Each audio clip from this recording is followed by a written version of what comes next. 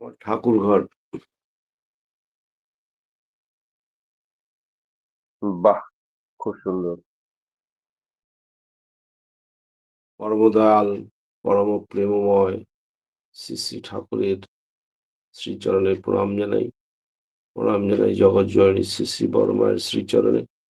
প্রণাম জানাই পরম পূজ্যপাদ ও শ্রী শ্রী বরদার শ্রীচরণে। প্রণাম জানাই পরম পূজ্যপাদ ও শ্রী শ্রী আচার্যদেবের শ্রীচরণে। ঠাকুর পরিবারের প্রতি প্রত্যেককে আমার সশ্রদ্ধ প্রণাম জানাই। উপস্থিত শ্রদ্ধাভাজন ঠাকুরের পুত্র পাঞ্জাবাহী কর্মীগণ, ভক্তিমতী মায়েরা, ইষ্টপ্রাণ দাদারা, প্রতি প্রত্যেকের আমি পরম পিতার কাছে সার্বিক মঙ্গল কামনা করি। অত্যন্ত একটা পবিত্র মুহূর্ত। এই পবিত্র মুহূর্তে আমাদের অন্তরে পরম পিতার মহাভাব হোক। আপনাদের সকলের ভাব গভীর থেকে গভীরতর হোক। ভাব যত উচ্চ, জীবন তত উচ্চ। ঠাকুর বলছেন ভাবমুখী থাকতে চেষ্টা করো। ভাবই বিশ্বাসের প্রতিষ্ঠা। ভাব যত উচ্চ, জীবন তত উচ্চ। এই ভাবের মধ্যে দিয়ে আমাদের এই রক্ত মাংসের এই শরীরের মধ্যে, আমাদের এই প্রাণের মধ্যে আমরা ঈশ্বরের উপস্থিতি অনুভূতি উপভোগ করি। শুধু তোমার বাণী নয় কো হে প্রভু, হে বন্ধু, হে প্রিয়, মাঝে মাঝে তোমার পরশখানি দিও। তার পরশকে উপভোগ করবার জন্যই তো আমাদের প্রাণের একান্ত আকাঙ্ক্ষা। এই আকাঙ্ক্ষা আমাদের সত্তার আকাঙ্ক্ষা। আমাদের সেই অনাদিকাল থেকে যে আমরা তো খুঁজছি নিজেকে, কে আমি, কোথা থেকে এলাম, কি আমার উৎস, আমার গন্তব্য, আমার কি কর্ম, এটা আমরা অনুভব করবার যে চেষ্টা করি, তার প্রথম সোপানই হচ্ছে সদ্গুরুর দীক্ষা গ্রহণ করা। এই দীক্ষার মধ্যে দিয়ে আমার মানব জন্মের যে চির আকাঙ্ক্ষা, আমার যে তৃষ্ণা, এই তৃষ্ণার একান্ত নির্বাণ মহাচেতনের সম্মুত্থান হয়। আমরা অনুভব করতে পারি আমরা ঈশ্বরের সন্তান, পরমপিতার সন্তান, শক্তির তনয় অমৃতের পুত্র। আমরা ভুলে যাই যে আমরা ঈশ্বরের সন্তান। ঈশ্বর আমার এই শরীরের মধ্যে, আমার প্রাণের মধ্যে, আমার অস্তিত্বের মধ্যে আছে। এই সদ্গুরুর দীক্ষা গ্রহণের মধ্যে দিয়েই আমরা অনুভব করতে পারি। আদর্শে দীক্ষানে অনুরাগ, অনুরাগ আনে বৃত্তি নিয়ন্ত্রণ, বৃত্তি নিয়ন্ত্রণ আনে ধীতি, ধীতি আনে সহানুভূতি, সংগতি, শক্তি, সম্বর্ধনা, প্রণিধান, কৈবল্য, সমাধি, কৈবল্য, মহাচেতনের সম্মুত্থান। আমাদের বহু জনম অতিক্রম করেই তো এই শ্রেষ্ঠ জনম, মনুষ্য জনম প্রাপ্ত হয়েছি ক্রমবিবর্তনের মধ্যে দিয়ে। আর শ্রেষ্ঠ প্রাপ্তি হচ্ছে সদ্গুরু প্রাপ্তি। এই সদ্গুরু প্রাপ্তির মধ্যে দিয়ে আমাদের আত্মপরিচয়, জন্ম পরিচয় আমরা অনুভব করতে পারি আর জীবনটাকে উপভোগ করতে পারি। এই পথে চলার যে পাঠ্যক্রম, সেই পাঠ্যক্রমের প্রথম সোপান হচ্ছে এই নাম, এই ধ্যান, সকাল সন্ধ্যা প্রার্থনার মধ্যে দিয়েই আমাদের জীবন জাগরণ ঘটে। আমরা উপভোগ করি জীবনটাকে। প্রকৃত উন্নতি না হলে তো প্রকৃত জীবনটাকে উপভোগ করা যায় না।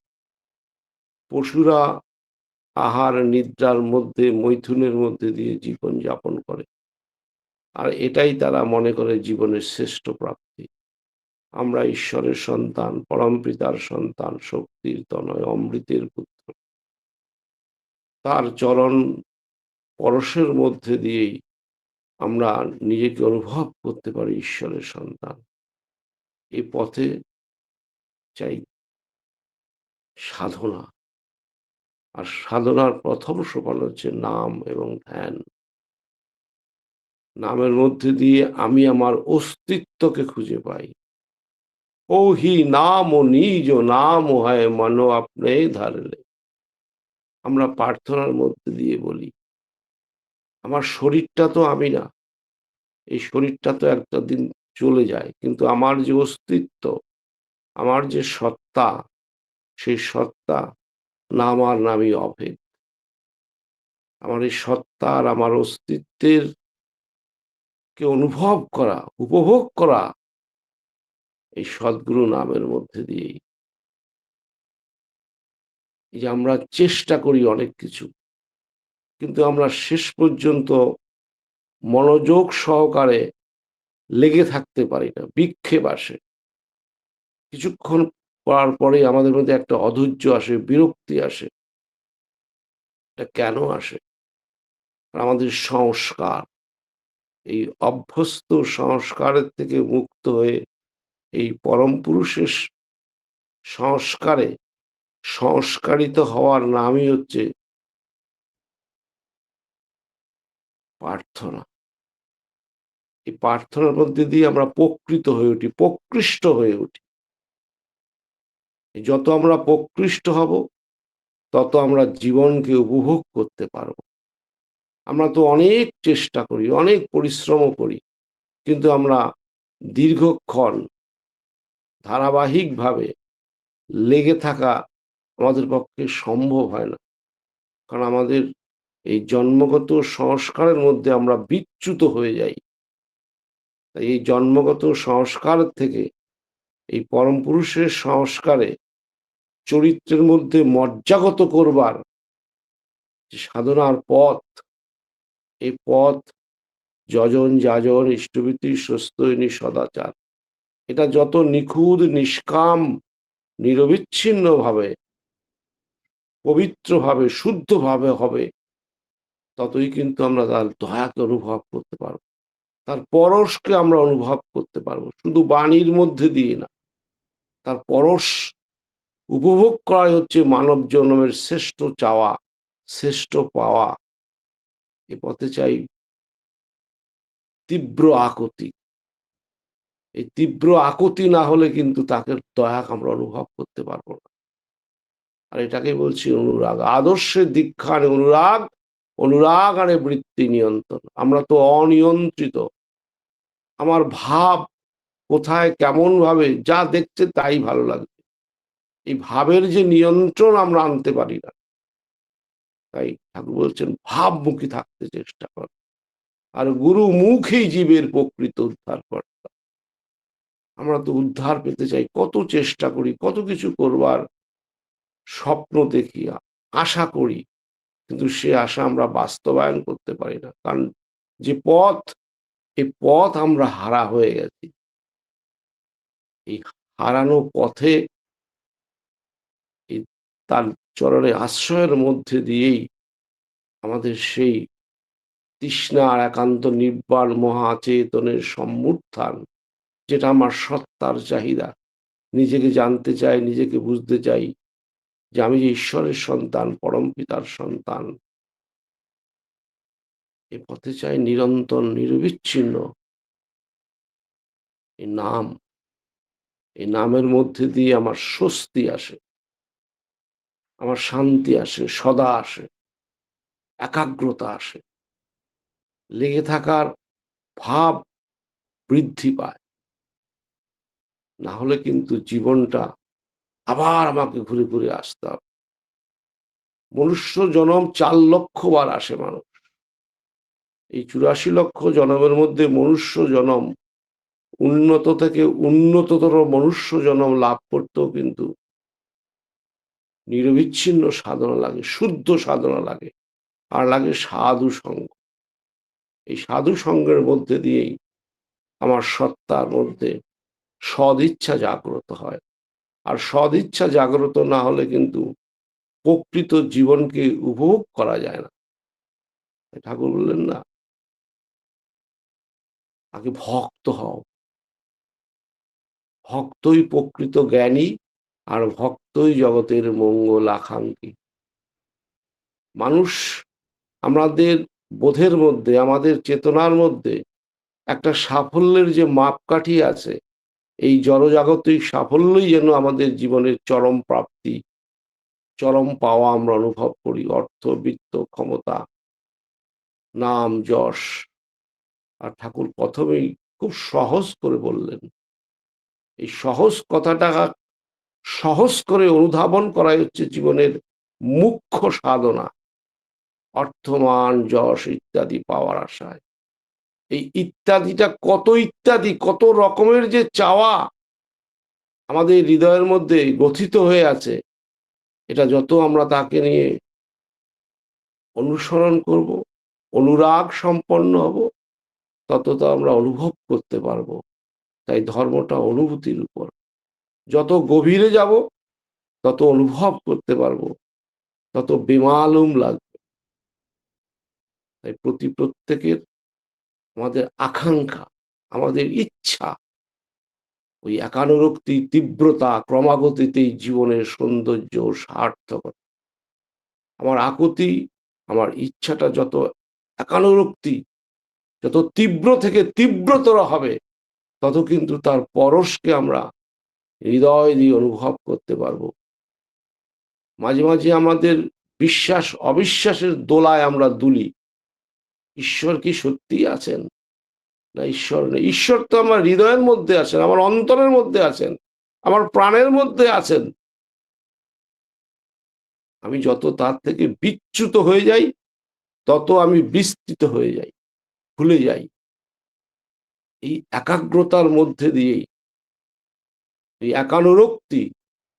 একানুরক্তি, তীব্রতা, ক্রমাগতিতেই জীবনের সৌন্দর্য ও সার্থকতা।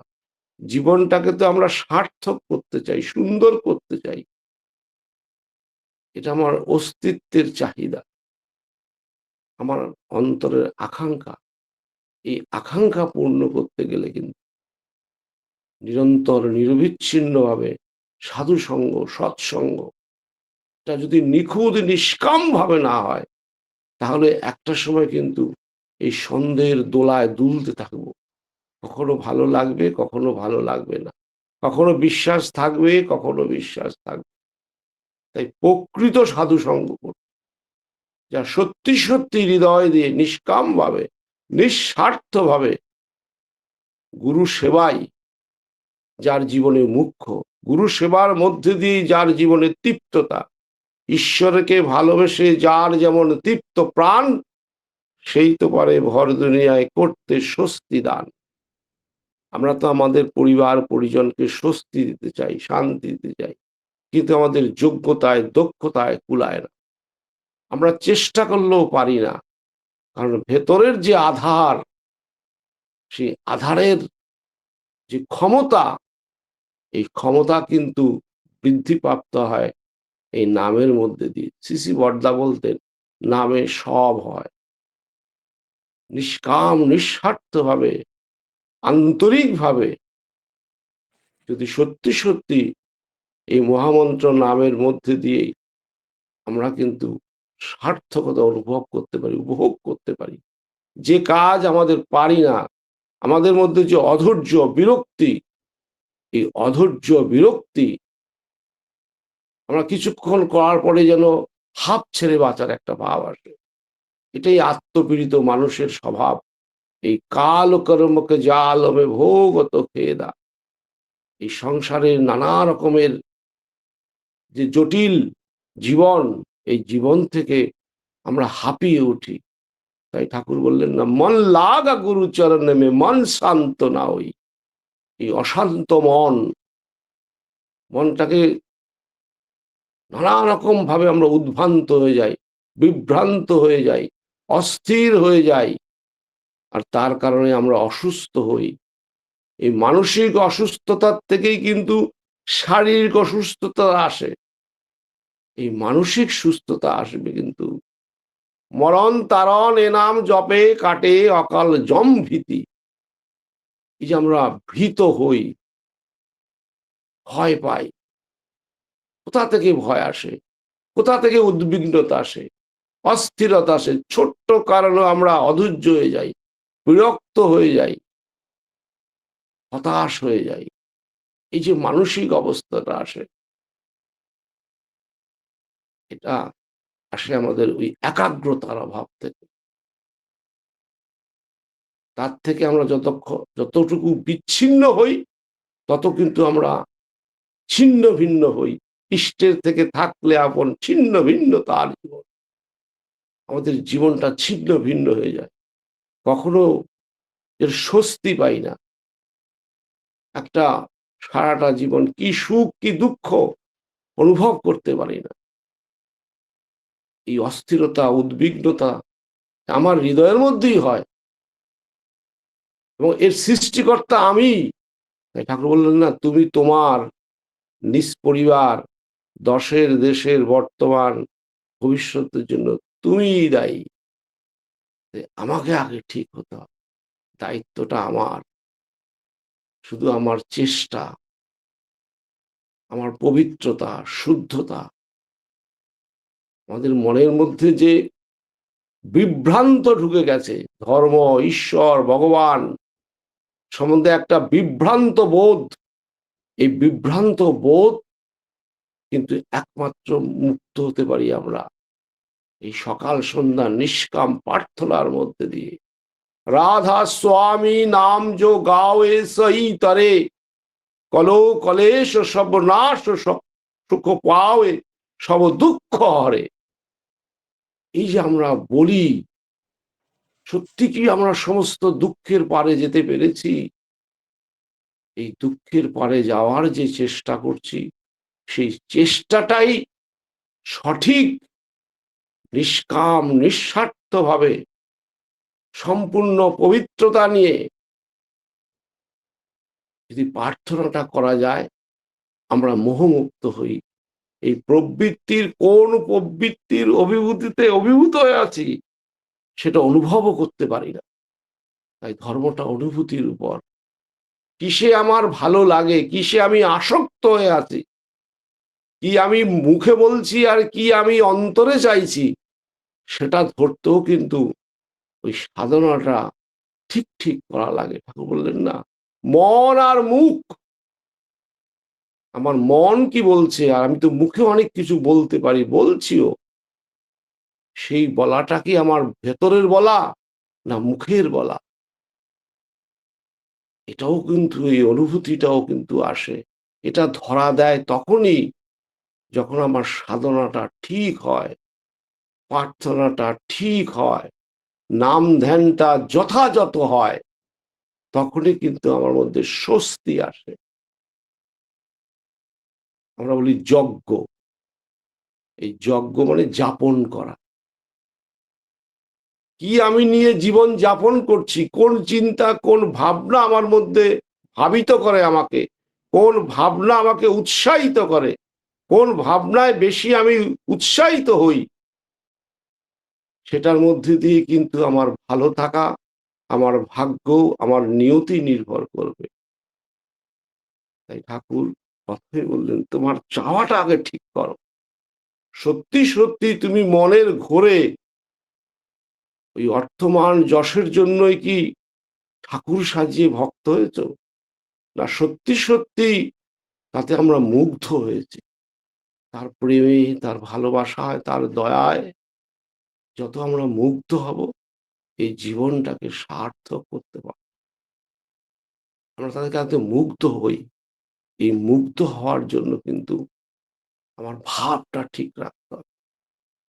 ভাব ঠিক না হলে কিন্তু ভেতরে মুগ্ধতা আসবে না। যদি বৃত্তির কোনো চাহিদা থাকে মনের কোন কোনায়, তাই ঠাকুর বললেন, মনটাকে পাতি পাতি করে খোঁজো। তোমার মনের মধ্যে কোন ইচ্ছা কোথা থেকে আসলো, কেন আসলো, এই চাওয়া, এই ইচ্ছাটা তোমার কি সত্যিই তোমার সত্তার ইচ্ছা, না কোন লুকায়িত প্রবৃত্তির ইচ্ছা তোমার মধ্যে জাগ্রত হয়েছে? এটা যত অনুরাগ, এই যত কিছু আমাদের মধ্যে জীবনের বিচ্ছিন্নতা আসে, এই অনুরাগের অভাব থেকে। তাই অনুরাগ আনে বৃত্তি নিয়ন্ত্রণ, আমরা ভাব নিয়ন্ত্রিত হই। আর এই বৃত্তি নিয়ন্ত্রণ হলে ধীতি, ঠাকুর বললেন না, ধীতি পালি হও, ধীমান হও, ধীতি সুন্দর হও। আমরা অস্থির উদ্বিগ্ন হয়ে যাই। এই ধীতি যতক্ষণ না পর্যন্ত মানুষের জীবনে আসবে, তার চাউনি, তার চলার মধ্যে কোনো ছন্দ আসবে। জীবনের চেতনার, সাধনার, ভক্তির একটা উচ্চতর অবস্থা হচ্ছে ধীতি। এই ধীতি আনে প্রণিধান। প্রণিধান মানে তার সে প্রকৃষ্ট রূপে চলা, তার সমস্ত কাজের মধ্যে একটা নিষ্কাম, নিঃস্বার্থ, নিখুঁত ভাবে সম্পন্ন হওয়া, ভক্ত হওয়ার একটা ধাপ। যা হোক, আমার সময় বোধহয় হয়ে গেছে, আজকে এই পর্যন্তই থাক।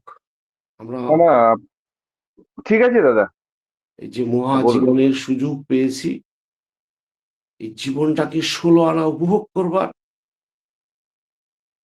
এই 16 আনা উপভোগ করার ক্ষেত্রে আমার গাফিলতি, আমার নিষ্ঠার অভাবে যেন আমরা জীবনটাকে পুরোপুরি উপভোগ করা থেকে বঞ্চিত না হই।